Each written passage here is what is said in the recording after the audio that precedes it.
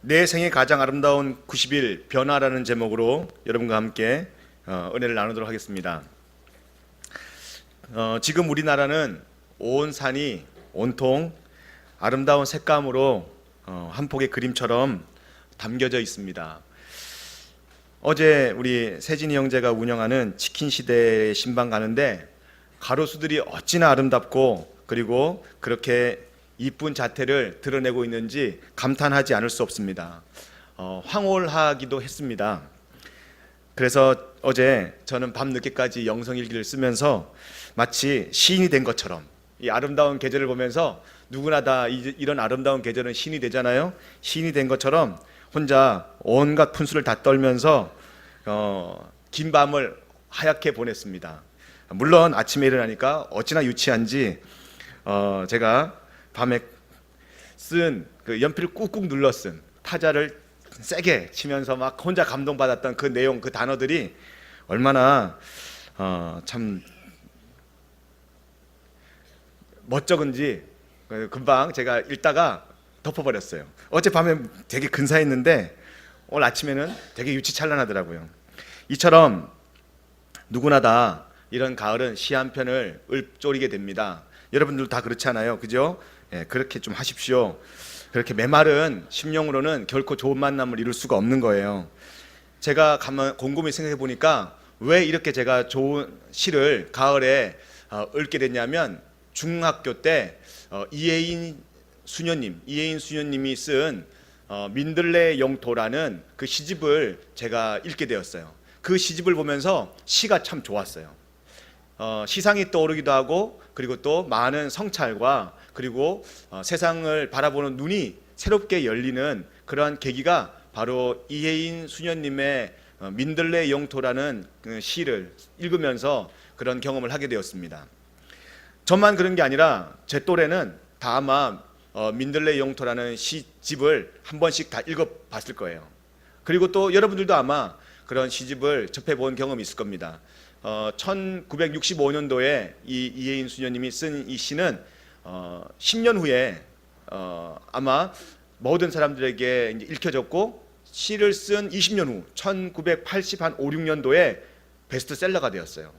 그리고 지금도 아마 많은 사람들이 청춘의 뜨거운 가슴을 이 시를 통해서 다시 한 번 더 갖게 하는 그러한 책인 줄로 알고 있습니다. 그 가운데 제가 좋아하는 시 한 편을 여러분에게 읽어드리려고 합니다. 여러분 주보에 나와 있어요. 겨울 길을 간다라는 시인데 제가 한번 읽어드릴게요. 우리 한번 같이 감상해 볼까요? 여러분들은 마음속으로 읽으시고 제가 한번 읽어드리겠습니다. 제목 겨울길을 간다. 낭송 나. 봄, 여름 데리고 호화롭던 숲. 가을과 함께 서서히 옷을 벗으면 텅 빈 해질녘에 겨울이 오는 소리. 문득 창을 열면 흰 눈 덮인 오솔길. 어둠은 더욱 깊고 아는 이 하나 없다. 별 없는 겨울숲을 혼자서 가니 먼 길에 목마른 가난의 행복. 고운 별 하나 가슴에 묻고 겨울 숲길을 간다. 저는 이 시가 참 의미가 있고 또 많은 저에게 인사이트를 주는 그런 내용이 담겨 있다고 생각합니다. 이 이혜인 수녀님은 수녀로서 자기 자신의 삶을 정직하게 겨울 숲을 걸어가는, 겨울 숲길을 걸어가는 그러한 모습으로 비유하고 있습니다. 가난으로 설명했습니다. 자기의 삶을 또한 목마름으로 비유했습니다. 그러므로 그의 겨울 숲길을 홀로 가는 것 같은 외로움, 또 슬픔, 그리고 마음의 허전함을 이 겨울길을 가는 길에 자기 마음을 비유했습니다. 그런데 그와 같은 삶은 당연히 불행할 것이라고 우리가 생각할 것입니다. 가는 길에, 그리고 겨울길인데 그 길이 먼 길이에요. 근데 그 길이 목마른 길이에요. 그런데 그 길이 노잣돈 한 푼 없는 지갑이 텅 비어 있는 가난의 길이에요. 여러분, 얼마나 이 길이 애처롭고 그리고 슬프겠습니까? 여러분들 넘일이라고 그렇게 눈을 멀뚱멀뚱 뜨면서 보는데 한번 생각해 보세요. 이 겨울길을 이렇게 가난하고 그리고 또 먼 길이고 그리고 또 목마른 길이라면 얼마나 우리의 길이 애처롭겠어요. 그런데 우리가 당연히 불행할 것이라고 생각하는 이 길이, 이 이혜인 신부님은, 수녀님은 이 불행의 길을 행복의 길이라고 이야기하고 있어요. 이 길은 행복, 이 길이 행복이래요. 먼 길, 목마른 가난의 이 길이 자기에게는 행복의 길이래요. 혼자서 걸어가는 이 길이 행복의 길이래요. 어떻게 이렇게 이 이혜인 수녀님은 놀랍게 우리가 생각하는 것보다, 우리가 생각하는 것 이상의 그런 감정을 가지고 이 길을 걸어가고 있습니까? 그 가난함 속에, 그 먼 길 속에, 그 목마름 속에 왜 이 혜인 수녀님 마음 속에는 행복이 있을까요? 분명히 불행이 있어야 되는데 말입니다. 그렇게 주장하고 있는 이 혜인 수녀님의 마음 속에 무엇이 있습니까? 이렇게 표현해요. 마지막 한 구절 참 멋있어요. 고운 별 하나 가슴에 묻고. 저는 이 마지막 단어, 이 단어가 모든 시 내용을 다 뒤엎는, 진짜 행복할 수밖에 없구나 라는 마음을 주게 하는 그 타당성을, 그러한 마음을 우리에게 전달해 줍니다. 고운 별 하나는 바로 하나님입니다. 이 이혜인 수녀님이 그 고운 별이라고 하는 것은 예수님이란 말이에요. 가슴에 묻은 그 고운 별 하나 때문에 가난하고 목마르고 외로운 먼 겨울 숲길을 그는 행복하게 걸어가고 있어요. 그의 행복은 세상이 바뀌었기 때문이 아니에요.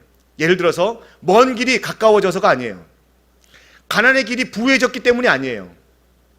목마른 길이 해갈이 되었기 때문이 아니에요. 여전히 이혜인 수녀님이 걸어가는 길은 멀어요. 이혜인 수녀님이 걸어가는 길은 여전히 가난한 길이고요, 목마른 길이에요.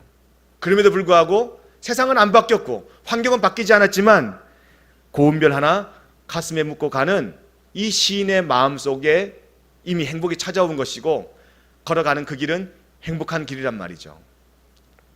봄도 여름도 가을도 겨울도 이 시인의 마음속에는 고운 별 하나 가슴에 묻고 있는 거예요. 봄이기 때문에 그 마음속에 별이 없는 것이 아니라, 여름이기 때문에, 울창한 여름이기 때문에 가슴에 별이 사라진 게 아니라 봄이 되었던, 여름이 되었던, 가을이 되었던, 그리고 추운 겨울이 되었던 사계절 내내 마음속에 그 고운 별 하나가 계속해서 남아 있었기 때문에 겨울 길을, 그 먼 길을, 그 가난의 길을, 그 목마른 길을 걸어갈 수 있다는 겁니다. 오늘 본문은 예수님께서 십자가를 앞두시고 하신 말씀이라는 것을 제가 몇 번 말씀드렸어요. 이 제자들이 그 말씀을 들으면서 이야기합니다. 우리 겨울길 아니야? 야, 우리 봄날 다 간 거 아니야? 우리 여름날 다 간 거 아니야? 이제 우리 먼 길, 목마른 길, 가난의 길을 걸어가야 되는 거 아니야? 그러면서 불안해하고 있을 때 주님께서 말씀하십니다. 너희들이 나를 지금까지 스승이라고 따라다녔는데 이제는 얼마 남지 않아 너희들이 나를 버릴 것이다. 그렇게 이야기합니다. 주님도 곧 겨울길을 걸어간다는 것을 암시하고 있는 거예요. 사랑하는 사람으로부터 버림받는 고통이란 이 세상에서 그 어떤 것도 그 고통을 비유할 수 없는 가장 아픈 고통이에요. 아무도 그 고통을 모르는군요. 이 고통을 아무도 느끼지 않기를 예수님의 축복합니다. 사람은 언제 가장 큰 고통을 느끼는지 아십니까? 사랑하는 사람으로부터 버림받을 때 가장 큰 고통을 느끼는 거예요. 한번 느껴볼래요? 그리고 사람은 그런 고통을 이겨내지를 못하고 가장 가슴 아파하고 그리고 힘들어합니다. 아마 사람들이 자살하는 이유가 여러 가지 있을 텐데 그 가장 큰 이유와 원인이 바로 이 버림받는 고통이 아닐까 생각해 봅니다. 그런데 그럼에도 불구하고 예수님은 자신이 외롭지 않을 것이라고 말씀하고 계세요. 가장 큰 외로움의 굴레에 예수님이 봉착해 있음에도 불구하고 예수님은 나는 외롭지 않아, 나는 결코 슬프지 않아 라고 이야기하고 있습니다. 불행하지 아니할 것이라고 당당하게 주님은 말씀하고 계세요. 그 때문에 주님께서는 패배하지 않을 것이라는 것을 이어서 말씀하고 계십니다. 그 이유를 자신이 혼자 있는 것이 아니라 하나님 아버지께서, 하나님이 나와 함께 하시기 때문에 나는 외롭지 않아, 나는 마침내 승리하고 말 거야 라고 이야기하고 있는 것이에요. 마치 이혜인 수녀님이 고운 별 하나 가슴에 묻고 그 먼 길을, 그 가난의 길을, 그 목마른 길을 행복한 길로 걸어가듯이 이 예수님도 하나님이 계시기 때문에, 하나님 때문에 가슴에 품고 있는 하나님 아빠가 마음속에 계시기 때문에 누구나 다 고통받고 받을 수밖에 없는 이 세상에서 가장 인간이 가장 인간이 고통스러워하는 그 버림받은 고통, 그 고통 가운데서도 예수님은 그 고통을 이겨낼 수 있을 거라는 확신을 제자들에게 말씀하고 계시는 거예요. 요한복음 오늘 본문 16장 33절 말씀에 이렇게 말씀하십니다. 이것을 너에게 이름은, 33절이에요. 같이 한번 읽어보겠습니다. 시작. 이것을 너희에게 이름은 너희로 내 안에서 평안을 누리게 하려 함이니라. 세상에서는 너희가 환난을 당하나 담대하라. 내가 세상을 이겼노라. 저는 세상 속에, 세상이 뭐라 그랬죠? 세상은 하나님이 없는 것이 세상이에요. 하나님 없는 시간과 공간을 세상이라고 그랬어요.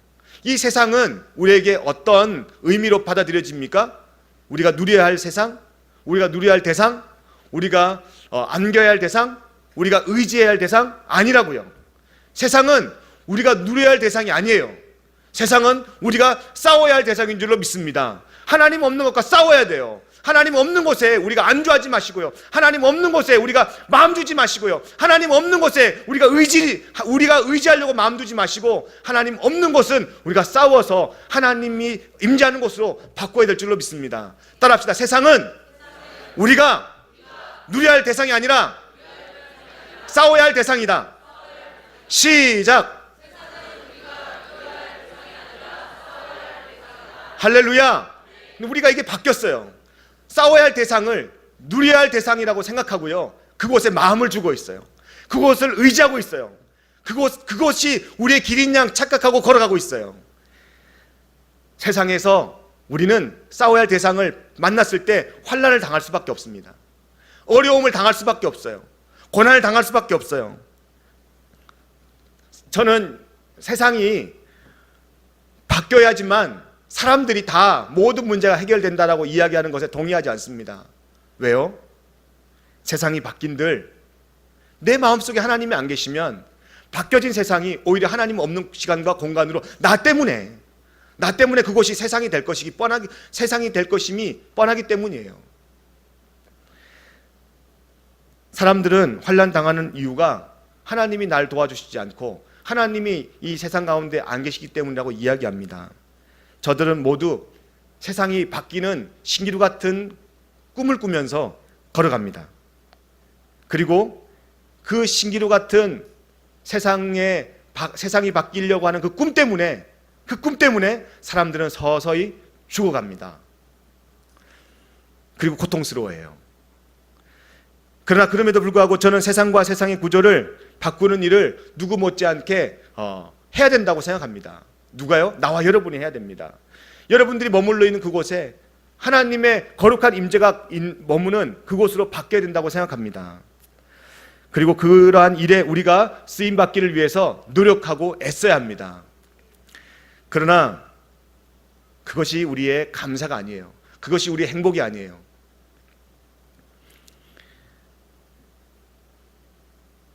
사람들에게 정말 필요한 것은 세상이 바뀌는 것이 아니라 사람들 마음 한 사람 한 사람 속에 믿음이 심겨지는 거예요. 믿음이 심겨질 때 바뀐 세상, 바뀌지 않는 세상도 바꿀 수 있는 그런 능력이 생기고요. 아무리 바뀐 세상이라도 믿음 없는 사람이 들어가면 그곳은 하나님 없는 시간과 공간인 즉 세상이 되어버리고 맙니다. 오늘 본문에서 말씀하신 것은 믿음이에요. 믿음이 우리 안에 있느냐 없느냐라는 것을 우리에게 말씀하고 계십니다. 믿음. 이 이혜인 수녀가 고백하고 있는 시 안에서도 고운별 하나 가슴에 묻고 라고 하는 이 말은 믿음이에요. 믿음이 너희 속에 있느냐 없느냐라는 것을 우리에게 말해주고 있는 것입니다. 믿음이 있다면 한번 여러분 생각해 보세요. 믿음이 있다면 어떻게 바뀔까요? 어떤 세상과 어떤 공간으로 바뀌겠습니까? 믿음이 있다면 세상이 바뀌기 전에, 세상이 바뀌지 않아도 우리는 얼마든지 승리할 수 있습니다. 믿습니까? 믿음이 있다면 세상이 여전히 우리에게 환난을 줘도 우리는 꿋꿋하게 그 세상과 싸워서 이길 수 있어요. 믿음이 있다면 말이죠. 세상이 우리를 구원하는 것이 아니라 세상 속에서 역사하는 우리 속에 있는 믿음이 우리를 구원하기 때문에 믿음이 우리 안에 반드시 있어야 될 줄로 믿습니다. 이랬다 저랬다 하는 세상이 우리를 행복하게 하는 것이 아니에요. 언제나 우리와 함께 하시고 우리를 사랑하시는 하나님 때문에 우리는 행복한 세상을 살아가게 될 줄로 믿습니다. 너희가 세상에서 환난을 당하나 담대하라. 누가 이겼다? 예수님이 세상을 이겼노라. 할렐루야. 예수님이 이겼대요. 그 이긴 예수님이 우리 마음속에 있는 것이 바로 믿음입니다. 세상을 이기는 것은 다름이 아니에요. 세상을 이기는 것은 다른 능력이 아니라 바로 믿음이라는 것입니다. 그 세상을 이기는 믿음의 소유자들이 되어서 어떤 세상에서도 당하지 않고, 어떤 세상에서도 환난을 통해서 여러분들이 좌절하지 않고, 어떤 세상에서도 여러분들이 고통받는 그런 가운데 함몰되지 않고 믿음으로 승리하기를 예수님의 이름으로 축복합니다. 정말 믿음이 우리에게 소중한 거예요. 고통, 아픔, 어려움, 그리고 힘든 것들은 다 정도가 있습니다. 때로는 얕은 감기처럼 그냥 목감기나 기침감기 이 정도로 우리에게 왔다가 그냥 감기약 먹지 않아도 그냥 우리가 감기를 이겨내듯이 고통도 어려움도 그리고 또 때로는 슬픔도 감기처럼 우리가 이겨낼 수 있는 그러한 그 정도 수준으로 왔다가 가는 것도 있어요. 왔다가 그냥 지나가 버리는 그런 고난도 있고요. 그런 슬픔도 있고 그런 어려움도 있어요. 근데 때로는 어떤 고난은, 어떤 고통은, 어떤 아픔은, 어떤 슬픔은 얼마나 그게 어렵고 힘든지 때로는 우리의 생명, 우리의 생존 자체도 흔들어 버릴 만큼 그렇게 큰 어려움도 있어요. 큰 아픔도 있다고요. 큰 고통도 있다고요. 그걸 우리는 고난이라고 이야기합니다. 우리의 생명과 생존 자체를 위협하는 큰 고난도 우리에게 있습니다. 그 고난은 환난을 통하여 우리에게 다가옵니다. 그리고 성경은 우리에게 우리가 세상에서 살아가는 동안 그와 같은 고난, 환난을 피할 수 없는 필연적인 운명이라고 이야기해 주는 거예요. 고난은 피할 수 없대요. 고난은, 고통은, 환난은 피하는 것이 아니라 맞닥뜨리는 거래요. 성경에서 이야기하고 있습니다. 환난을 당하나, 당하는 고통이, 당하는 고난이, 당하는 환난이 있다는 거예요. 그래서 오늘 본문 33절은 다시 한 번 더 이렇게 이야기하고 있습니다. 한 번 더 읽어보겠습니다. 큰 소리로 한 번 읽어보겠습니다. 시작. 너희로 내 안에서 평안을 누리게 하려 함이라. 세상에서는 너희가 환난을 당하나 담대하라. 내가 세상을 이겼노라. 할렐루야. 하나님은 너희가 환난을 당할지 모르나 라고 말씀하지 않았어요. 하나님은 혹시 너 환난 당할 수도 있을 거야 라고 말하지 않았어요. 환난을 당하나 라고 분명하게 언급하고 계십니다. 환난을 당하나.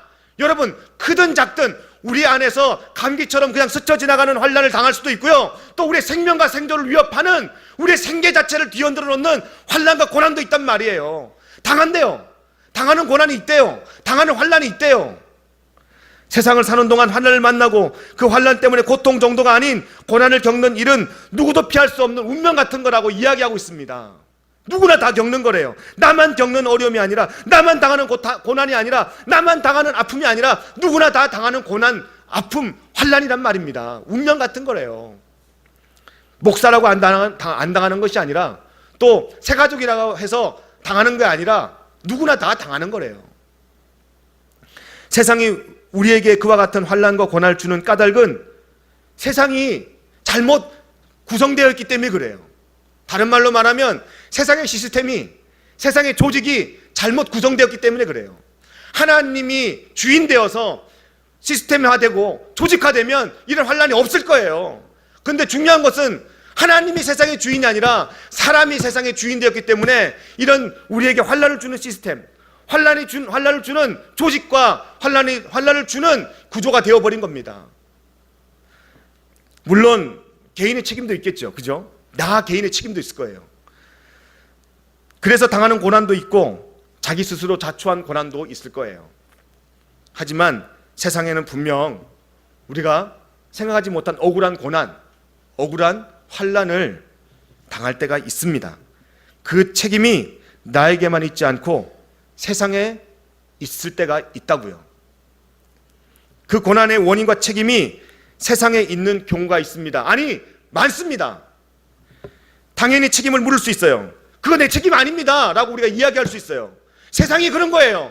시스템이 그런 거예요. 조직이 그런 거예요. 구조가 그런 거예요 라고 우리가 이야기할 수 있어요. 근데 문제는 아무리 그런 억울함을 이야기해도 아무도 들어주지 않는 거예요. 아무도 그 외침에 귀 기울여주지 않는다는 거예요. 그렇지 않아요? 그 이유는 단 한 가지예요. 인간이 타락했기 때문에 그래요. 인간이 타락하여 그 죄 때문에 이 세상의 고통과 고난이 우리에게 민물처럼 들어와 버렸습니다. 선악과를 먹음으로 이 세상에 이런 고난이 들어오면서요, 단 한 번도 사람에 의해서 완벽한 세상을 한 번도 우리가 세운 적이 없어요. 여러분들이 세운 조직을 한번 보세요.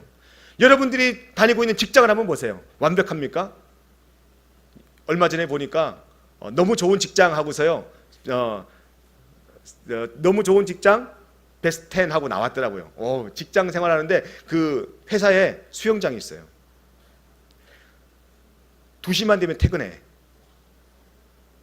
그런 직장 다니고 싶지 않아요?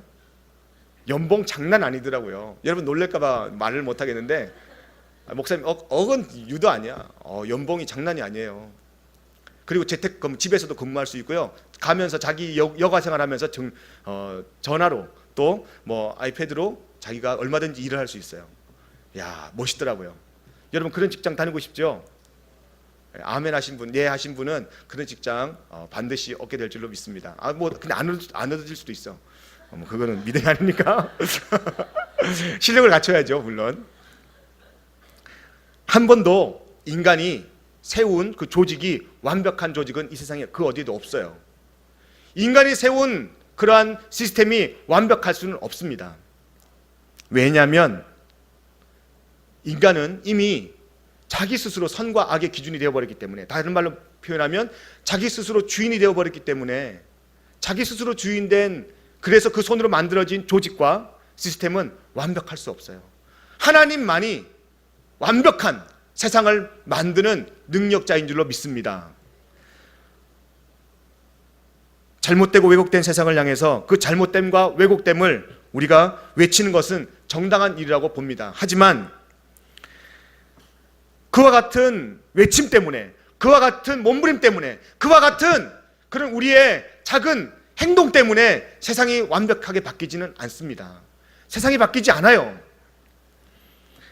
고난당하는 사람들의 편에 서서 많은 일을 하는 사람들 제가 봤습니다. 변호사, 또 어떤 CEO들, 고난당하는 사람 편에 서서요, 민중의 편에 서서 일을 하는 사람들 많이 봤어요.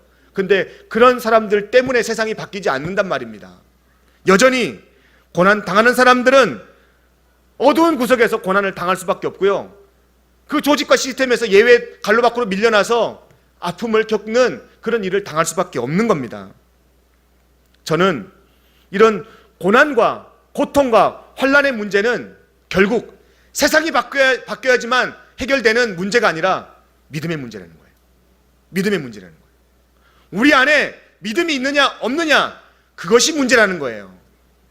믿음 있는 사람은 이러한 고통당하는, 고난당하는 조직과 세상 속에서요, 하나님 나라를 믿음으로 세워갑니다. 그 환난에 침몰되지 아니하고 믿음으로 서 있게 됩니다. 여러분, 그런 믿음을 여러분 소유하시기를 예수님의 이름으로 축복합니다. 그러면서 그 고난 앞에 패배하지 않고요, 그 고난을 넉넉하게 이겨나가는 거란 말입니다. 세상에 왜곡된 그러한 부분을 여러분들이 눈으로 보면서 비판하거나 여러분들이 그것 때문에 여러분들이 좌절할 이유가 없어요. 그 세상에서 패배하지 않고 승리하며 살아가는 사람들이 있었습니다. 그리고 지금도 있습니다.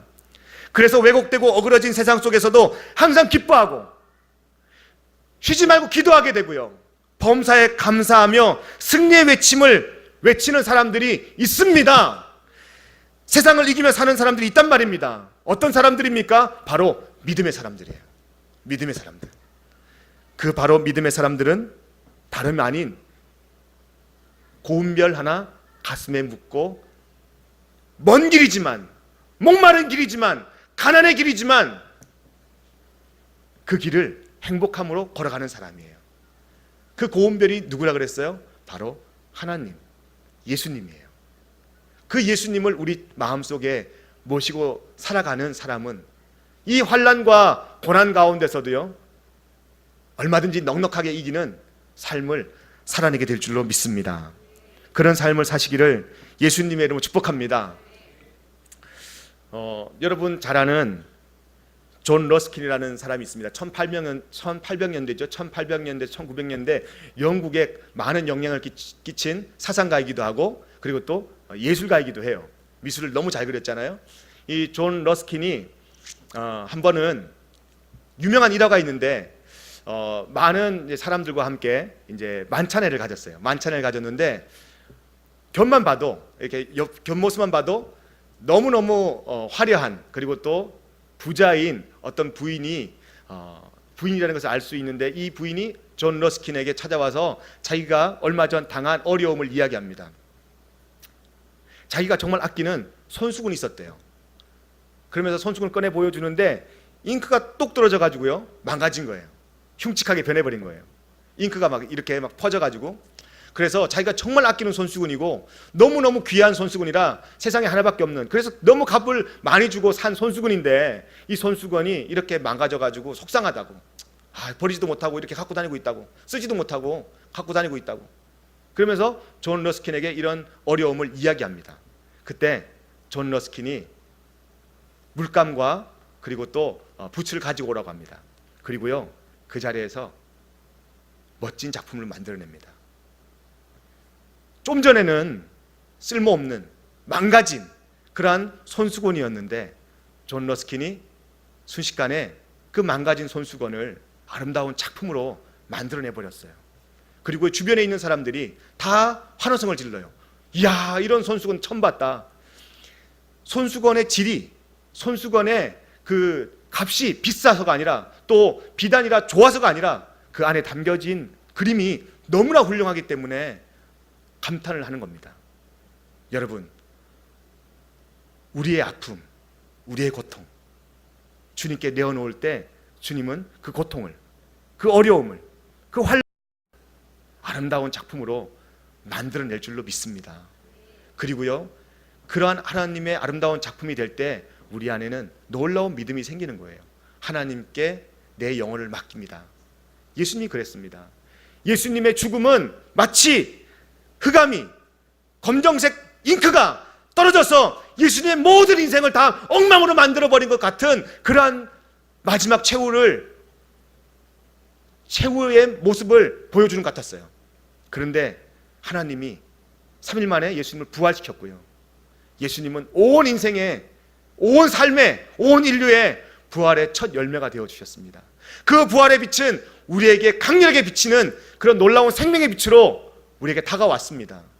그리고 그 생명의 빛은 어떤 어려움도, 어떤 아픔도, 어떤 고난도 이길 수 있는 넉넉한 믿음으로 우리 안에 자리매김하게 되었습니다. 여러분, 오늘 그런 믿음이 있기를 예수님으로 축복합니다. 제가 오늘 영상을 하나 소개시켜드리고 말씀을 종결할까 합니다.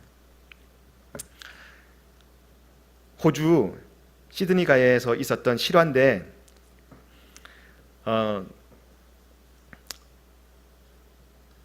이 호주 시드니 조지가에서 40년간 노방 전도를 한 제너라는 사람이 있어요. 이 제너라는 사람은 젊을 때 그 군대에 있을 때 방탕 그리고 자기 삶을 허비하는 그런 아주 여러분들이 한 번도 경험하지 못한 그런 인생을 살았습니다. 제너라는 사람은 그래서 타락의 극치까지 간, 타락이 뭔지를 자기가 이제 더 이상 설명할 수 없는 그런 모습으로 자신의 삶을 그 구렁텅이에 집어넣었던 사람이에요. 근데 하나님을 만났어요. 그 밑바닥에서 하나님을 만났어요. 하나님의 은혜가 너무 고맙고 너무 귀하고 너무 감사해서 주님께 약속합니다. 주님께 가는 그날까지 내가 이 동일한 시간에 동일한 장소에서 동일하게 복음을 전하겠습니다. 이런 마음 가지고요. 한 해가 지나고 5년이 지나고 10년이 지나고 20년이 지나고 도대체 몇 년을 놀라는 거야? 25년이 지나고 30년이 지나고 35년이 지나고 40년이 지났어요. 더 이상 뭐 할 거 없어요. 40년이니까 싫어하니까 40년이 지났는데도 여전히 그는 그 자리에서 자기의 건강에 이제 더 이상 나갈 수 없는 하나님의 부름을 받기 전까지 그는 40년 동안 동일한 시간 동일한 장소에서 복음을 전했어요. 단 3마디로 정말 깍듯이 정중하게 지나가는 사람에게 신뢰합니다. 선생님은 구원 받으셨습니까? 선생님이 만약에 오늘 죽는다면 천국 갈 확신이 있으십니까? 이 말로, 이 단 3마디의 말로 복음을 전했어요. 근데 자기의 이제 주님 부르실 날이 자기의 생이 얼마 남지 않아서 자기의 삶을 돌아봤습니다. 젊을 때 20대 때 정말 타락해서 더 이상 인생으로서 생명으로서 자기의 존재를 다시 회복시킬 수 없는 그런 나라까지 끝자락까지 갔을 때 주님이 만나주셨고 자신의 삶을 회복시켜 주셔서 이렇게 존귀한 인생을 살게 했는데 40년간 복음을 전했는데 열매가 없다는 거예요. 한 명도 찾아와서 당신 때문에 내 삶이 변했습니다. 당신 때문에 내가 예수님을 영접했습니다. 라고 하는 말을 하는 사람이 한 명도 없다는 거예요. 마음이 쓸쓸했습니다. 나름대로의 아픔이 찾아왔어요. 근데 놀라운 일이 벌어졌어요. 변치 않는 믿음을 가졌는데 그 변치 않는 믿음을 통해서요, 영국의 한 교회에서 갑자기 간증하겠다는 사람이 손을 들고 목사님에게 자기 간증시켜달라고 목사님에게 권유를 한 거예요. 간증하는데 시드니가 제너라는 사람에게서 예수님을 소개받았는데 내 인생이 이렇게 바뀌었습니다. 그 이후로요, 이 목사님이 가는 곳마다 놀랍게도 그런 간증들이 속출하는 거예요. 심지어는 미국에 있는 군목들 모여 있는 데서 같이 밥을 먹는데 앞에 있는 사람이 이 목사님에게 자기의 신앙을 간증하면서 자기가 그러니까 호주에서 왔다고 하니까 호주에 시드니 가를 만약에 지나지 않았으면 내가 목사 되지 않았습니다. 그건 무슨 말이에요? 호주 시드니 가에서 지나가는데 나에게 신뢰합니다. 정중한 백발 노인이 당신은 구원 받으셨습니까? 만약 당신이 오늘 밤에 죽는다면 천국 갈 소망이 있습니까? 라고 묻는데 그 말이 미국에 와서 계속 자기 집에 왔는데도 들리더라는 거예요. 그리고 예수님 영접하고 그리고 다시 자기가 이 믿음의 길을 걸어가게 되었다는 거예요. 그러면서요, 세계 곳곳에서 이런 놀라운 간증들이 들리는데 놀랍게도요, 그 인원이 확인된 것만 몇 명인 줄 아십니까? 10만 명이 넘어요. 10만 명. 그 이야기를 직접 찾아와서 이 제너에게 해줍니다. 제너는 그때 너무 기뻐해요. 하나님, 이런 열매를 저에게 주시기 위해서 제가 40년 동안 믿음을 버리지 않게 하셨군요. 세상에서 환난을 당하나 믿음으로 승리하게 하셨군요. 그러면서 간증을 남기면서요, 2주 후에 정말 기쁜 모습으로 하나님의 부름을 받습니다. 그 영상이 여기 있어요. 한번 같이 영상을 본 다음에 오늘 같이 찬양하고 우리 기도하는 시간을 갖겠습니다.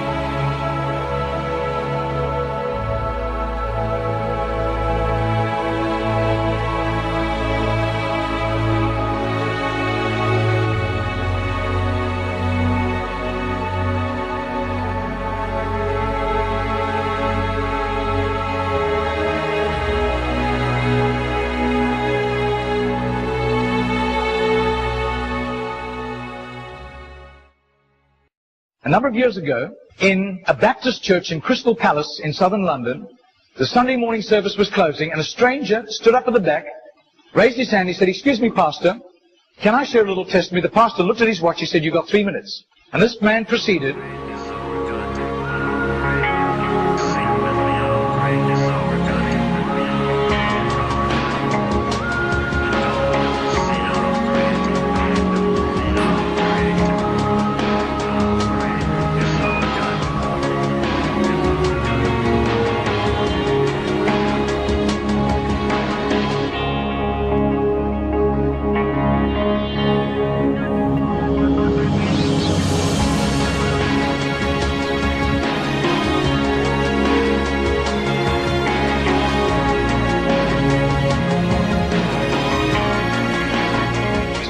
Now, this London preacher flew back to the UK and was speaking at the Keswick Convention in the Lake District. And he threw in these 3 testimonies. At the close of his teaching session, 4 elderly pastors came up and said, "We got saved between 25 and 35 years ago, respectively, through that little man on George Street giving us a tract and asking us that question." He then flew the following week to a similar Keswick Convention in the Caribbean, to missionaries. And he shared the testimonies. At the close of his teaching session, 3 missionaries came up and said, "We got saved between 15 and 25 years ago, respectively, through that little man's testimony and asking us that same question on George Street in Sydney." Coming back to London, he stopped outside Atlanta, Georgia, to speak at a Naval Chaplains Convention.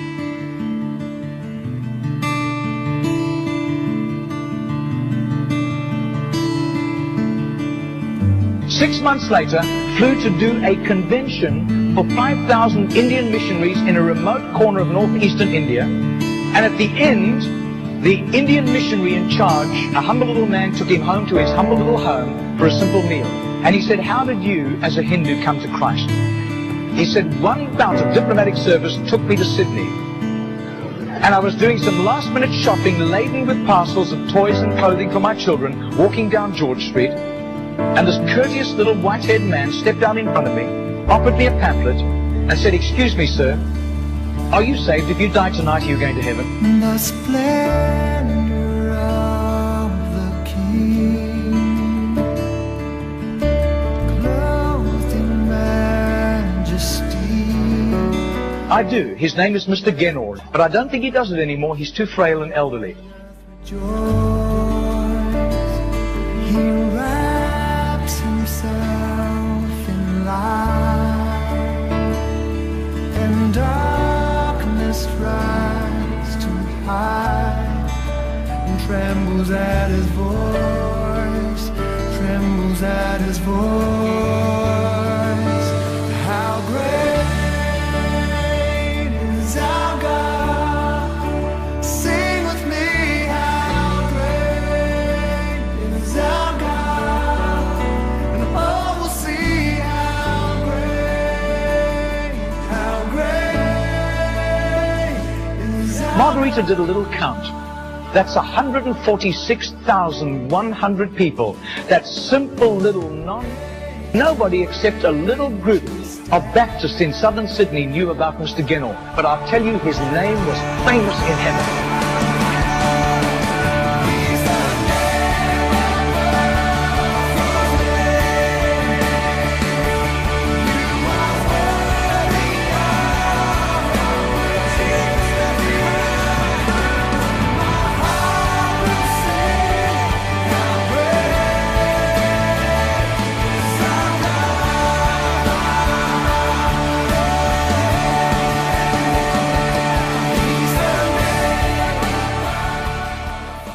그렇습니다. 우리 이렇게 제너처럼 믿음 잃지 않고 가슴에 고운 별 하나, 예수님, 그 믿음 가지고요, 실망하지 않고 그 환난을 이길 수 있는 그 믿음 가지고 살아갈 때 주님께서 우리의 삶을 가장 존귀하게, 가장 복되게, 가장 가치 있게 우리의 최대치를 살게 할 줄로 믿습니다.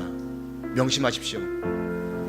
삶이, 세상이 바뀌어서 우리가 행복을 누리는 것이 아니라 우리 안에 믿음이 있을 때 세상이 바뀌든 환경이 바뀌든 그것과 상관없이 우리는 우리에게 닥친 어려움을 이겨내는 넉넉한 능력이, 넉넉한 믿음이 우리 안에 있을 줄로 믿습니다. 세상을 이기는 것은 믿음입니다. 예수님을 품고 사는 믿음인 여러분 가운데 있을 때 우리는 세상을 누려야 할 대상이 아니라 싸워야 할 대상이라고 생각하며 여러분 그 싸움에서 다윗처럼 승리하는 인생 될 줄로 믿습니다. 세상 흔들리고 사람들 변하여도 나는 주님을 그 믿음 가지고 섬기겠습니다. 주님의 사랑은 영원히 변하지 않습니다. 난 주님을 신뢰합니다. 내 가슴에 고운별 하나 묻고 주님을 신뢰합니다. 오직 믿음으로, 내 가슴에 오직 예수님으로 내가 살겠습니다. 오직 내 가슴에 주님 모시고 살겠습니다. 이 시간을 이렇게 함께 찬양하면서 우리의 신앙을 고백하며 결단하는 시간 갖겠습니다.